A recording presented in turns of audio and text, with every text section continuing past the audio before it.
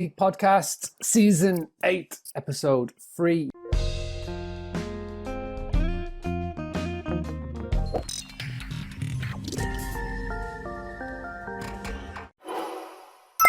Yes, we're still in Scarborough. Yes, we are still doing these daily podcasts right now. But tonight we're going to talk about corporate bookings, business bookings, and how to get them even in the time of the coronavirus. I invited on Scott Weir. Scott Weir is the founder of a company called Pillow Partners. He's been involved in property for years, but Pillow Partners is his more recent project, and it is helping hospitality owners, landlords, you name it, get short-term accommodation bookings. He's created an idea all around make it happen, shares that story about how that came across. His whole idea in his premises is that it's stronger together. So he gets hosts all on one platform, he gets hosts all in one area. They share the calendar, they share their availability. And the way that it works is that with the corporate and the business world, there's always big bookings that can potentially come in. Sometimes that they can't host in one property. So what they do is that they work through their network and they just pluck another booking that can fit it. And if they have to move things around, they can do. They've all got to fit their criteria. They've all got to fit their rules and regulations. But it's a fantastic idea. And I recommend everybody go and just do a Google search for Pillow Partners after you've listened to this interview, whether it's on the video or whether it's on the audio. Please make sure you go and subscribe and rate and review on iTunes, wherever you may be watching this. So for now, this has been recorded on the 19th of March, 2020. So if you're listening to this in the future, then obviously if the things have changed, then obviously it's a little bit out of date, but please go and pick up some of these tactics and tips that will help you in the long run. Before I let you go, I just want to say thank you to the Boostly podcast sponsors, which is Hostfully. Hostfully help you with digital guidebooks. Time like this, when you need to make sure that you are looking after every guest that walks through your door, even more so than before. All right, let's speak to Scott. A guidebook that you can send to them before they arrive, letting them know about property, places to visit, places that can do delivery, places that can make their guest experience stay even better. Then it's fantastic. And Hostfully give everybody one free guidebook. If you just go boostly.co.uk/Hostfully, you get one free guidebook. And if you ever want to upgrade to the premium, they've got a special Boostly offer. Put Boostly 2M and you get 2 months. Thank you, Mark, and welcome to everyone this evening. So really interesting times, and I hope to share some nuggets and some perhaps opportunities that are going to come out of this, and a little bit of positivity because we know the negativity. So let's make some opportunities. So yeah, I've been pretty much in property as long as I can remember, Mark. I bought my first property when I was 17. That sounds impressive, but in 1997 they were a lot cheaper than they are now. I was in the armed forces then, back before mobiles and internet, and my letting agent was pretty bad. I was 8,000 miles away in the Falklands, and back then it was a landline, no internet, no mobile, and my letting agent treated me horrifically badly. And like all entrepreneurs, I vowed to create a business that would serve that market better. So that at 17, 18 inspired me to be a letting agent. So I did my service in the Royal Navy, came out, worked for letting agents in 2005, set up my own letting agency called HomeSure. So that went on for a good decade. The residential lettings market, I don't need to tell the audience, has changed massively since 2005. So took that through to 2015, and it's still going. There's a manager in place. The team here at HQ managed probably 500 plus properties, which is in a challenging market at the moment because tenants are getting free rent and landlords are getting mortgage holidays. But the letting agents in the middle will not get fees. And I know letting agents are not everyone's friend and no one cares, but I have a team of 14 I need to protect. So 2015, changes into the market. We had been doing what they now call service accommodation for years. I was doing it when I worked. So since 2002, I've been doing service accommodation, although we didn't call it then. Holiday lets, corporate lets, contractor bookings. We rented to airlines. And back in the day, there was no one else doing it. And we had a local airport, and they took 15 properties off us for all their captains and cabin crew. So back then, there was no one doing it, and it wasn't called service accommodation as such. So Pillow been going since 2016. We've got a nice UK-wide network of properties. Service accommodation is now my life. So yeah, I live it, I breathe it. If you cut me open, I would have service accommodation written there. So that's a brief intro to me. I love speaking, and what I love about about you is your branding. I love that you also wear hoodies, which has got your logo on. It's a lovely part. And we've already had comments in the live video where people are loving the Scottish accent. So if anything out of tonight, I can't see the live video, so if yeah. Hey, so basically, compared to every other Boosted podcast that we've ever done, like I say, the way that we normally do this is we record it live and it goes out. And just to give you a little background in the world of podcasts, you normally have a 4 to 6 week buffer. Obviously, with the coronavirus and the coronavirus crisis, everything is happening now. So these podcasts are going to get put out a lot sooner than what they normally do. So there's a lot of work going on behind the scenes. So this is Thursday, the 19th of March. It's important to stress because as we've realized over the course of this week, even like the last sort of 7 to 10 days, it's changing on a daily, if not hourly basis. We were recording this at 6 p.m. So the British Prime Minister's just had his press briefing. Nothing majorly up to date regarding hospitality, apart from he's just reiterating the fact that stay at home. Let's talk about the current state of play then with the serviced accommodation world. Like you say, you are in it, you live it, you breathe it. You've got tons and tons of partners all over the UK, people that you're working with. How is your week compared to a normal week? How has your week been? How many fires you're having to put out? What's been the general conversations? How are you sort of seeing it from your world? I'll give a few approaches. I suppose there's two different types of properties. One, the classic holiday let staycation type property. So with some in the middle of the country, some in Scotland, with those all over. And then there's the classic serviced accommodation that might be booked short term between a couple of days and a week, city centres, towns. Those serve tourists, but they also serve corporate lets and contractors. So basically, as everyone would expect, there's been mass cancellations. As we record this, I think it was a week ago, that Booking.com did their force majeure, meaning you can cancel for free. Airbnb did the same. And of course, guests have done that. And again, that's to protect guests, and whether that's right or wrong doesn't matter. But we have seen a massive cancellation of short-term holiday let booking. For example, we are here for Ayr Racecourse. The race fixtures have been shut, so everybody's cancelling to stay here to go to the races. But coincidentally, and that was a bit of a shock to the start of the week, but when we come in the morning, the team open up the bookings emails and there's actually a flood of new bookings coming in. So some people are coming here for various reasons, but the team have been pretty amazing. They've been on the phones, and we've just changed our approach to marketing. So inbound, what I would call reactive bookings, OTA bookings, definitely down, and let's say going to be down, but the team have changed their strategy and literally done the proactive work of contacting people. And actually,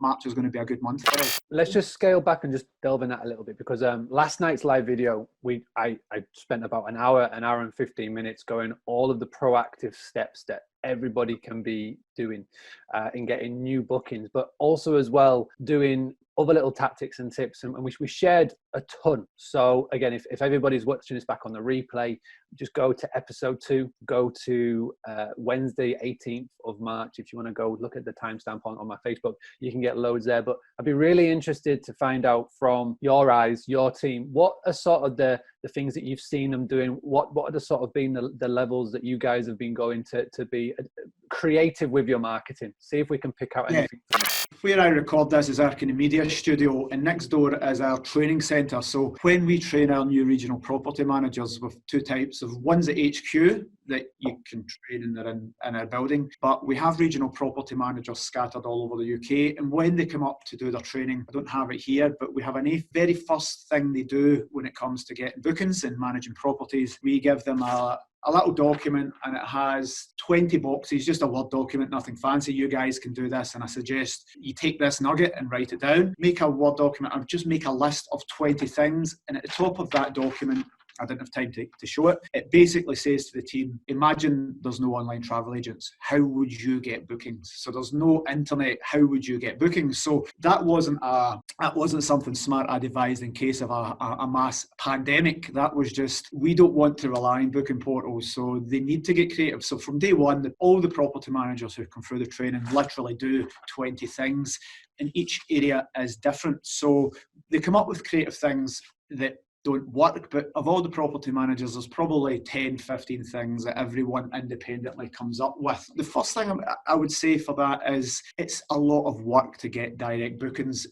we said it's proactive, and it's nice and easy to list a property on the booking portals, and you know what, your channel manager will sync it, but it's physical work, so it isn't as easy as saying I want direct bookings. We call it pretty much, when we're doing the training, hitting the bricks. You literally need to do the legwork to get these, whether it's physical legwork and walking about, or it is legwork on the internet. So some of the things I would do, definitely get your list of creative things and think for your area. One of the nice ways we get contractor direct bookings is actually Rightmove, and I don't know if that was covered in any tips. Booking.com, I think you can book for maximum 20 odd days. Airbnb charges guest fees, so it looks very, very expensive, but you need to go, firstly, you need to go to the mind of, and we're talking contractor, corporate bookings first of all. So if you've got, for example, I want a doctor in my property, or a professor, or we have lots of actors. We can't say who because we've signed non-disclosure agreements, but if we're going to get an actor or a film producer, it isn't going to be the actor that's booking the accommodation. So you need to get into the mind of your target demographic. Random example,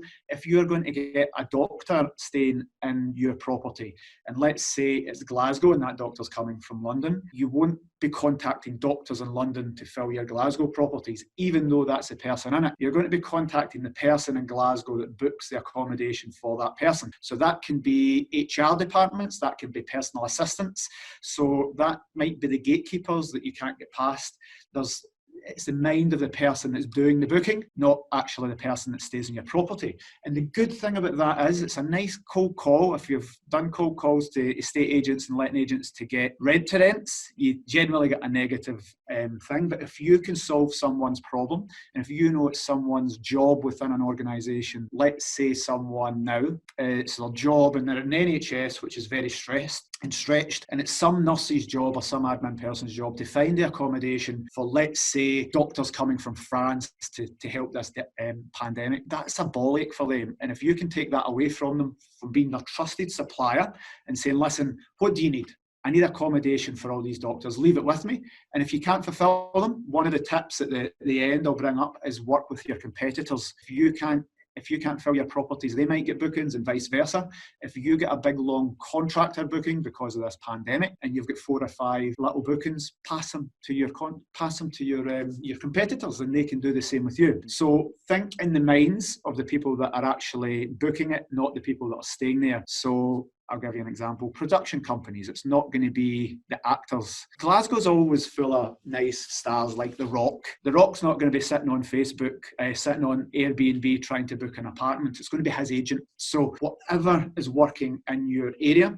Amazon, for example, we do lots of stuff with Amazon in one of the areas for one of their warehouses. You're not going to contact Amazon to get the Amazon staff. It would be the recruitment company that's doing it. And that's one example. There will be many. Think in your area, who is the need for, and who would be the person that I can solve and take some work away. If you go on to any of my teams, so if you look at Pillow Partners, or you go on to search Pillow Partners on LinkedIn, you'll see what the team do, and you want to pretty much do what my staff do on LinkedIn. So this is a strategy for LinkedIn. There's 2 things. You can be proactive and put specific deals for specific properties out and let the world know. But if you look at the content from some of my team, they are pretty much being known. And the first thing I told you was they fill out a sheet to be creative, but the next thing is you guys need to be the face in your area. If I think of Emma in Glasgow, she's the face of service accommodation in Glasgow. It used to be me. Now I'm pretty much invisible because I do other stuff. Jen in Perthshire. If I think of Birmingham, it'll be Natasha and Claire in Derbyshire. So she is the person that people go to. And that does take a few years, Mark. You can't just turn up and say, hi. Yeah. You need to build that up. Gumtree's a nice, easy one. If you go into Canva, canva.com, you can make nice graphics, all nice and cheap. You can jump on that resource, Canva, and drag and drop pictures and literally put text. And within a couple of minutes, you can have a nice image. It tells you the dimensions so that if you're putting a post on Instagram, then put it on Twitter and it cuts it off. Make sure your media you put out is professional. But you can go into Canva, say, hi, I have contractor and corporate booking properties. Per person, per night, it's this rate. So you put your media out on Gumtree, but you can do all this and get professional images pretty much for free. So LinkedIn is a nice place to get corporates. Gumtree is a nice place to do contractors, and I'm pretty sure that has been covered. This isn't a quick fix for you guys, but networking doesn't exist anymore. We can't mass congregate, but the team have built up their links through contractors going to networking, and it can be as difficult, and I told you it wasn't easy. Emma got 5 properties let for 8 months each, but she got that because she went to a networking event from Glasgow to London, spoke to some convention, and then they gave her bookings. So it's going to that lengths that get you them. Yeah. We spoke about your competitors. You will have bookings you can't fulfill. They will have bookings and they'll go to it. The way to approach this is, if you think of the big companies like Silverdoor, Situ, all these big companies, that's their job. They employ lots of people to go and get these bookings. So they don't just get bookings, they build up a presence. They get joint ventures with insurance companies, with relocation companies. So we pretty much need to emulate and copy what those guys do. And that takes time. So lots of tips. I don't know how long you want me to talk about this for. So no, well, let's I'll be here tomorrow morning talking about service accommodation. No, I like this because there's plenty to pack and like unpack, because you gave so much there, which was fantastic. Thank you. And I've been busy making notes. What I do want to say though, everybody, that whether you're watching this live or whether you're watching back on the replay, and specifically if you're watching on YouTube or any other social channels, here's what I want you to do. Now, I love the tactic that you do when somebody signs up as a property manager and you're training them. You give them a blank piece of paper and you've got all the boxes, and you say, right, for the next 5 to 6 months, you cannot rely on OTAs to bring in your bookings. What are you going to do? Write down 20. So everybody watching live, what I want for you to do is just write down one thing. Write down one thing in the comments. What one thing would you do if you couldn't rely on an OTA to bring in your book? Right now, put it in the comments below. If you're watching this on a channel in the future that you can't comment, then just send me a tweet at Boostly UK, Instagram at Boostly UK, send me a direct message. That's what I want for you to do. Because the reason why we're going to do this is that we've got 30, 40 people watching this live right now. We're going to have about 3,000 people watch on the catch up. And there's going to be a lot of people who right now have got an absolute blank calendar, and they are going to be overwhelmed with what they need to do next. So if you could just put down one tip that somebody can watch and then go, yes, that's what I want to do, and put it into practice. And if you can just help one person, then we are massively taking a step towards fighting back against the coronavirus. And if anybody does it on the live video, I'm going to give you a shout out. I'm going to mention your tip. Now, you mentioned at the start there about hospitals and doctors. We found out yesterday from a good source that at times like these, and there's been a lot of money put into the hospitals to get accommodation for their doctors and for their nurses that have not got the coronavirus, to keep them safe and clean so they can provide support for people that are critical. So again, when it goes to reaching out, you're not going to contact the doctor directly. Try and get on the phone to your hospital trust. If you've got a friend, family member that works within the hospital local to you where your property is, then that's a way in. That's how you get past the gatekeeper. Get a name, get an email, get a phone number, drop a call in. Now, from your experience then, Scott, of working with hospitals, how would you approach that conversation? Because out of all the things that we talked about with film crews, recruitment companies, they're not going to be traveling. The ones that we really want to be helping here would be potentially hospital staff or care worker staff. How do you advise people to start that conversation? How would you advise people to maybe price their properties when speaking to hospitals? That'd be a good place to go. To give this answer, I made sure that I spoke to people that knew that were in the other end of this, the decision makers. So there's a lot of talk about what might happen and people, beds in corridors and stuff. I went and spoke to doctors, and there's been 7 I spoke to. And again, some of them might be watching this if we're on Doncaster during the week. And again, whether this figure's £50 out, but they tell me the average cost per night to have someone in hospital is £550. And the way that the doctors, a few of the doctors, the same theme came out, and they said, and this was last week, when it was like, is it a big deal? It's only the flu and it doesn't matter and people are overreacting. That thinking's gone.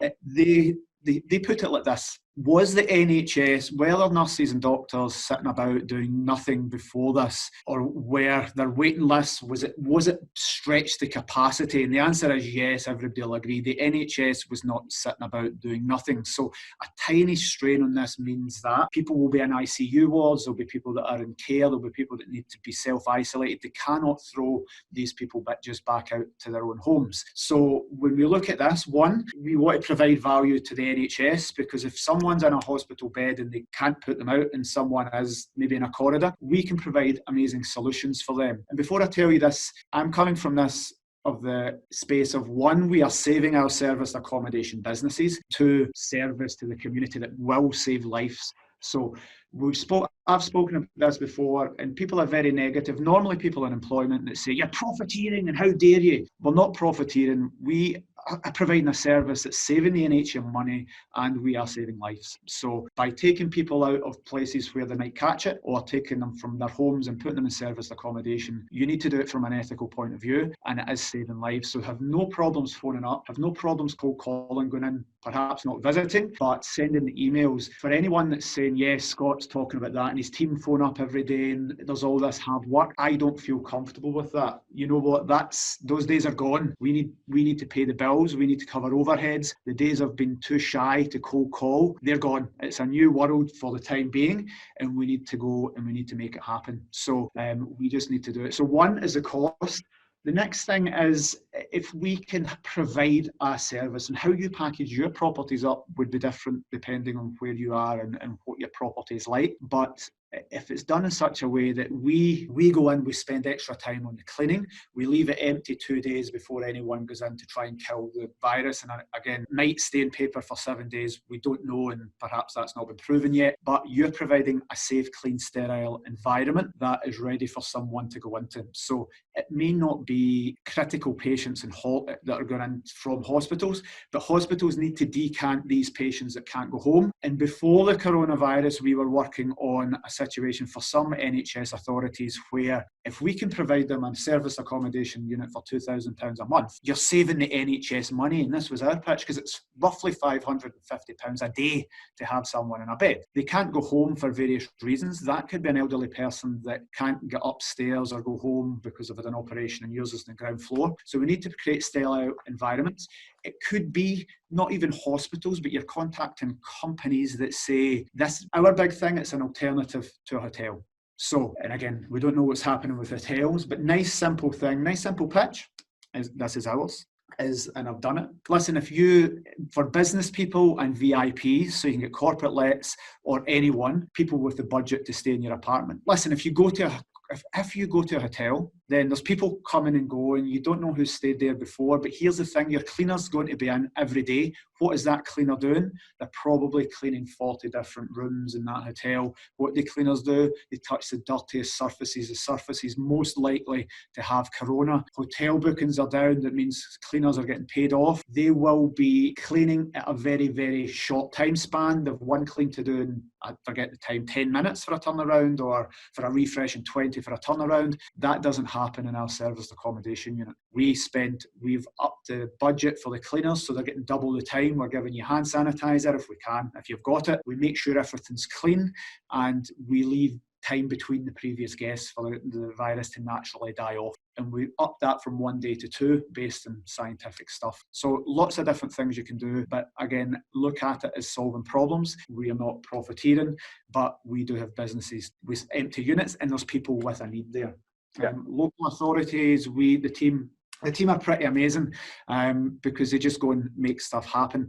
If you can see the back, that's our business core principle number one. Make it happen. Make it happen. I like it. If you've got 2 minutes for a story, I'll tell you how that hashtag came about and how Pillow came about, why it applies to every one of you, because gone are the days of sitting and hoping we get bookings. So before there was a home sure, before there was Pillow, there was Home Sure, our letting agent, and one of our team members had took a phone call, and it was a weird phone call, and I heard her say, no, we don't have a 6-bed property. No, we don't have anything for £18,000 for a week. And she put the phone down. And I said to ex-staff member, who was that? And I'm not a golfer, but she named a golfer. And at that point in time, in 2016, he was the second best in the world. And the The second, and I said, what did they want? It was the second best golfer in the world's agent. The Open Golf was literally 2 miles from our office. You could walk it and you'd be back in an hour.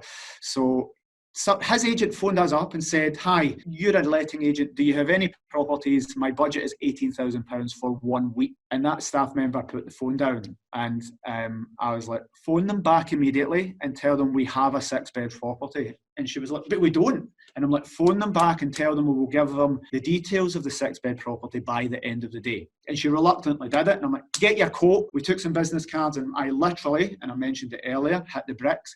We literally walked around the town of Troon, where the Open Golf was at Troon in 2016. You'll see the pictures of the guys in our property, and I literally knocked on doors. Hi. We took our money, so our commission was our first SA booking was £4,000 commission. So I knocked on doors. Hi, would you like to rent your property for a week for £14,000? Hi, would you like to rent your property for a week? And I just knocked on doors. I made Facebook Lives, and within an hour, I literally had people chasing down the street that had seen the video, that had missed the phone call, had missed the note through the door because I took letterheads and business cards. Would you like £14,000 to rent your property for a week? And we went from not having the property to having 10 people chasing and phoning up every 20 minutes to say, are you picking mine? So that is how they make it happen attitude. The staff member thought, we don't have one. I was like, that's £4,000 commission for 1 week. It's insane. And we got the property on, we rented it to that golfer, and all was good. And that was why Pillow was born. And we did lots of different deals like that in the next few weeks. We did the Women's Open the next year. But if you don't look for opportunities like that and literally hit the bricks, people like me will be doing it. If you're in an area, my property managers will be doing it. So you need to do it. And if it's uncomfortable, sorry, but tough shit. Those days are gone. Comfort's gone. That's an amazing story. Thank you for sharing. And again, it talks about taking opportunities where you may not think there's opportunities arise. I did say that at the very start of this, I'd share a story of literally something that's happened in the last 24 to 48 hours from a member of the Boostly Academy. She's got a bed and breakfast in the Northwest. Woke up on, it was Tuesday morning, feeling very despondent. Bookings have cancelled. But then she had an idea, came into the Boostly Academy, into our Facebook group, and said that she's put up a post idea on her Facebook to deliver her breakfasts. So they do amazing pancakes, they do breakfast, and she put it up on the Facebook page, post it in the local Facebook groups, and it's had more traction than any of the posts that she's put out in the past 6 weeks. Explain the situation, super vulnerable about it. So this is the idea. What do you think? She's taken it a step further today, printed up a menu, posted it around Facebook groups. She's contacted the local press because that's a good news story. Got on the radio, got onto the TV, got into the local press. It's going to get featured. And tonight, 20 minutes before we went live, got a Facebook message from her. Happy as Larry. She's got an inquiry and a potential booking for £27 for some breakfast delivered. And this is finding opportunities for where you wouldn't expect it, diversifying. I think every single business around the world right now is diversifying. And I spoke about this last night with the example of Just Eat. If you look on the Just Eat app, if you look down there, they're offering a service where you do not have contact with the driver. They just knock and leave it at the door. They are diversifying to make how they can make the most of a truly shit situation. So I think, again, just to reiterate what you're saying is, don't be scared of promoting yourself at a time like this. There will be a few people that might give you a little sly look, but they're never going to be the ones that buy from you anyway or book with you. There are going to be a lot of people out there that need your service. There's not a lot of people right now fuming at Amazon because they're providing a service where they can get items to you in the next day. So why should there be people fuming at you because you can provide a service and accommodation for those that need it? And Scott's example is fantastic. And I massively encourage everybody, stop blaming people for your current situation and start being proactive in how you can turn it around and actually make this into a positive for you. I'm getting fed up with people messaging me saying, can we please do something about the OTAs? Can we please try and find a way of doing petitions and things about the OTA? It's not going to work. Why waste your time and energy in something that could take months, even years, to actually get to the people that actually need to see this, when you need to focus on what you can control? And those things right now is how you can get bookings. So I love that. Thank you very much. Let's talk about another one of your hashtags, StrongerTogether. Can you just sort of explain that, because I love it. I think right now it's something that is needed more than ever. Can you tell us like the story around that? Yeah, so we had a different, you might have seen it, it was slightly different before, but and it relates back to getting direct bookings. And one of the reasons we are probably above averagely successful, when I say that, versus one person with one property. So if we take Glasgow, where we might have 64 units, it's kind of the same marketing budget and energy and resources to fill those units as one person with one property. So it makes sense for us to market when we have big. So the more properties we have on, the better. And I suppose the proposition is we would make you more money than doing it yourself.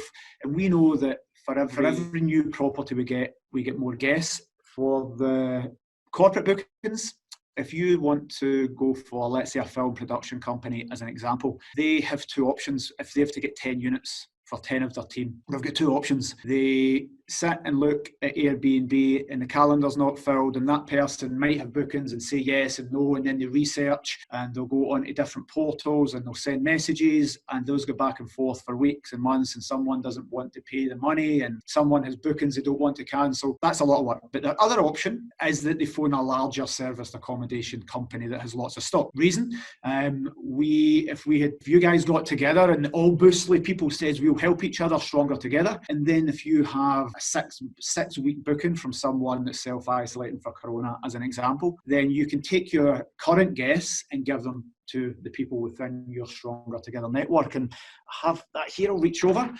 Hashtag Stronger Together, but this essentially is like a honeycomb. So we know, and again, it came from a hive thing like bees. Bees all work together for a common purpose, to build something amazing. And if you think of honey, like money, and the beehive is, suppose, your network and your business operation that generates that money, then we know Stronger Together is better. Think of Uber. It's in business management terms and big terms, it's called the network effect. So if you looked at Skyscanner, Skyscanner's problem in the early days was the airlines wouldn't list with them because they had no travellers, and travellers would never book through them because they didn't have airlines. So it's to think of Uber. In America, you can click an Uber and get, if you have to wait 2 minutes for an Uber, there's something wrong. Here, it's a lot harder. So people use Ubers in America, definitely San Francisco, because they know that there's so many. So the more Ubers they have, the more passengers they have. And the more passengers they have, the more Ubers they'll have. So it's a cycle. And it's the same with serviced accommodation. We know the more properties we manage, or your network manages, the more guests you'll get, because you can get the big corporates, you can advertise more for property. So all individual, and guys, there's how many in your network, Mark? Hundreds of people in your network? Yeah. Very simply, if they got together and helped each other during these times, they would definitely perform a lot better than doing it on their own. One person with one property is a really hard slog if you've got one unit. So if you can group together, and I'm not definitely pitching pillow, that's not the purpose of this, because again, those times aren't here for me to do marketing pitches. It's to give back to the industry and help everyone. If you can be in some network where you all work together, then it's definitely it's the way big businesses work, the way Uber works, everything works like that. It's called the network effect. Definitely worth looking into. But we know Stronger Together, the more properties we have, the higher occupancy level we'll have, because we can take some of those management fees and put money in. If we had 2,000 properties, that's the same marketing budget as you for year one. We can multiply that by 200, and it's why if you try to get advertising space for your unit on the first page of Google, it's all Airbnb, it's all TripAdvisor, it's all Booking.com. One person with one property will never compete with that on Google AdWords. So we need the presence to be bigger. And I know all service accommodation operators that have the same core values, because we've mentioned Make It Happen and Stronger Together. We have other core values, and also core values of the customers that we want to work with. People that have the same core values should work together. And the more people in your network, the higher the occupancy. I think what everybody can sort of take away from that is that you don't have to try and look in the whole of the Boostly community. You don't have to look, at the whole sort of Facebook world for this to start something. You can literally start tonight by looking on Google Maps, type in accommodation in where you are, and just pick out 4 or 5 and give them a call, send them a message on Facebook and just say, hey, we've never met. my name's Mark, I run the granary. We would love to just be able to have a chat tomorrow and just get the phone number, give them a call, and just, again, say what you're saying there. We've got this availability. I would love to be able to, if we get a phone call or inquiry and we can't fill it at a time like this, we obviously want the money and the booking to keep in our town, our city, our area. We don't want them to go elsewhere. So I'll be more than happy to share my availability, my calendar with you. You do vice versa. If you get a call and if you can't occupy it, please let us know. And then we'll try and do another call. You may call 10 people, you may get 9 no's, but you may get 1 yes. And that's one person. That's one way to start. And all, like I say, with Scott's there, make it happen.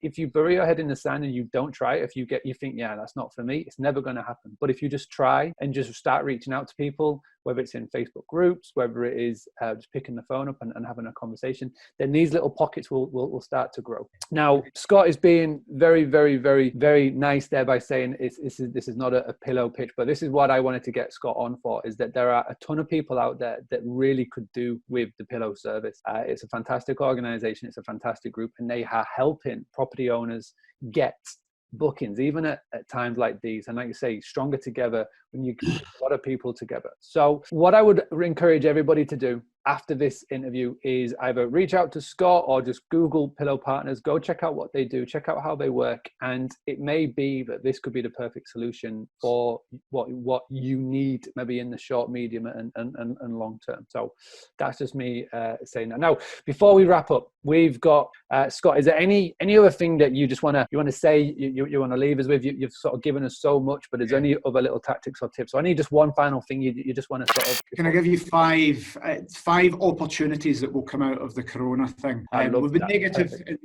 We don't need to cover it, but I wanted to finish on a positive, because stage one of this is just survival, getting through the next time and paying the bills, and perhaps something nice happens and it dies off, or we get a little bit of support from someone. But we know that, and we don't need to cover it. That's covered in the media. But I wanted to give some things of, here's some positive things. If for the guys that get through this, it's going to be an amazing time. The reason why I've always felt like the Airbnb listings or the service accommodation listings have pretty much doubled year on year, give or take. Perhaps in your area you'll feel this, that there's an oversupply. City centres, there's a massive oversupply in some areas. This might get rid of 75% of units, meaning that the people that are left are going to be the strong, good operators, and there's less competition. Where there's oversupply in an area, everybody fights by lowering the rates, and when you lower your rates, you're going to get less occupancy. So I think this is a great leveller. People will exit the market that are just shoehorning in buy-to-lets. And the strong, passionate operators like us will be left. The next thing is you're going to be left with lots of cheap deals. All the rent-to-rent things might be given back. We're looking at acquiring lodge sites and getting actual units and physical units, because there's people going to exit this market. So I think there's a lot of good deals to be had after that. If there's some self-isolation happening, and I think Boris Johnson said we're here for 12 weeks, during those 12 weeks or the week after it, what are people wanting to be doing? Get out their house, so they're going to be doing staycations. So you guys need to be on this as soon as the quarantine's finished. Or are you there in a property? Why don't you come to lovely Perthshire, lovely Scotland, the banks of Loch Lomond or your area, and get out your house for a weekend if we can. But when the date finishes where we're allowed to go back to normal, you need to be pushing staycations, and you need to have your branding in place for this. So that's a massive opportunity. There's going to be a lot of people going crazy inside and just want to get out, and we'll pay you the money for it. There will be some support from businesses on this. If you watched it yesterday, how many times did that guy say, and I don't watch the news ever, but I happened to catch it, whatever it takes, whatever it takes. They will look after us to some degree. So there's going to be opportunities for business. They need to stimulate that economy, and we are in the hospitality business. So that's been decimated. There will be support there. And the last thing finally is, in Scotland, there was now announced in April 2021, they're legislating the whole market. They're not letting you do it, and there's lots of problems around that. The legislation will come into play here. It's inevitable. Definitely happening in Scotland. Should have been a year from now, a couple of years in England. That will be delayed, meaning we have a little bit more time to recover, and we don't need to worry too much about what regulation and the extra costs that may bear, things like tourist tax. So all that's gone, and I think the government, regardless of what's happening now, will need to support businesses. So there's my 5 things of positivity. If we can see this through, then I'm so passionate about this industry. I think it's going to be an amazing time, and that's hard to say just now, and I don't say that with any, it's okay for Scott. I might need to have bad conversations with some of the staff. My team through there have been with me 10 years, and some of them might not be here. So I don't say that we can weather this storm. We need to get through it the same as you guys.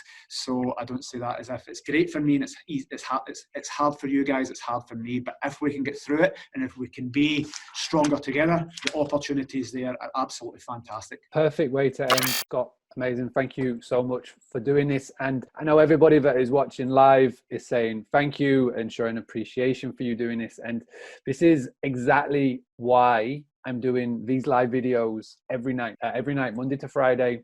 I'm inviting in some of the experts, the big experts, the people that I have watched, listened, consumed, and learned from, to help you. They're giving up their time for free to do this, to give back to the industry. So everybody that's watching live, everybody that's watching back on the replay, we just have one ask, is that don't just bury your head in the sand. Don't just sit on your hands on this one.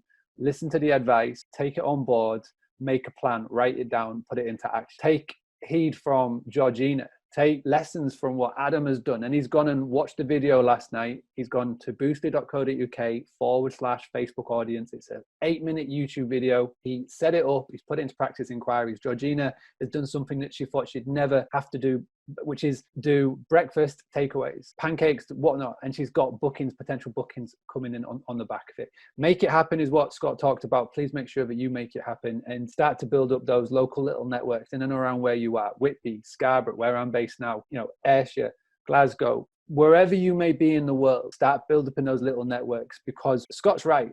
And Boris bravely or stupidly has put a time limit on this, saying 12 weeks, which is a bit crazy, but there is going to be the upturn. Now is the downturn, and it may not even be the peak of the downturn. It may get worse before it gets better, but the upturn in the hospitality world is going to be massive. Those of you that are still talking on social media, those of you that are still communicating with email, those of you that are spreading the word and talking about your business, talking about the area, even at times when it's the last thing that you want to do, you're the ones going to be top of mind. You're the ones that are going to be when it does start to die down and people do get back to what would be classed as normality.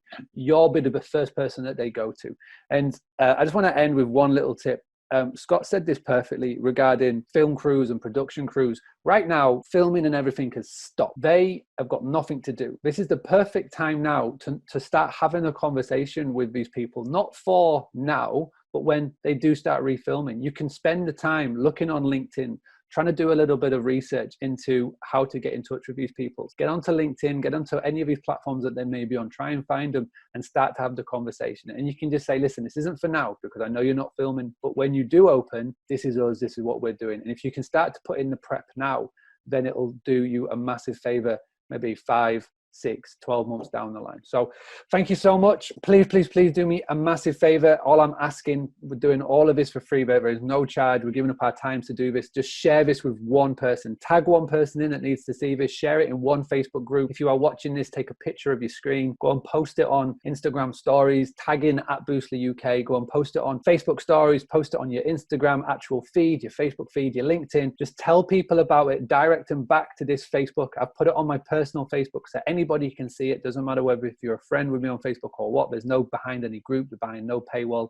This is going to get turned into a proper podcast. It's going to get turned into a proper YouTube and all those sort of videos. So for now, just please share it. Please tell everybody about it. I'm going to be back tomorrow, Friday, the 20th of March. I've invited Jessica Lorimer. For those of you that have been following me for a while, you will know that I am one of Jessica Lorimer's biggest fans. She's a fantastic leadership coach, and she's also superb at sales, but also as well, we're going to talk about retentions and how to save your cancellation. So that's going to be tomorrow.